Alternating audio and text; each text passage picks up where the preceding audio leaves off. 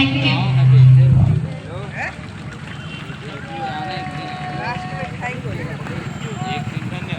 बहुत बहुत धन्यवाद। और आप सभी से पुनः एक बार निवेदन, जोरदार तालियों की गजर से इन बच्चों को समर्थन करें।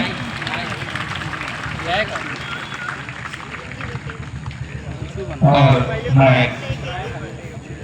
कुछ इसी गीत के बाद आदरणीय श्री नागेंद्र यादव से निवेदन करूंगा आए और आपके कुछ पुरस्कार हैं जो कि अपने भाई से पुरस्कार का वितरण कराएं। और धन्यवाद सचिन जी। सबसे पहले राष्ट्रीय ध्वज तिरंगे को नमन करते हैं और उन तमाम शहीदों को भी नमन करते हुए जिनके बलिदान के बाद आज हमें स्वतंत्रता प्राप्त हुई है। आज के स्वतंत्रता दिवस मनाया जाने वाले समारोह में आप सभी का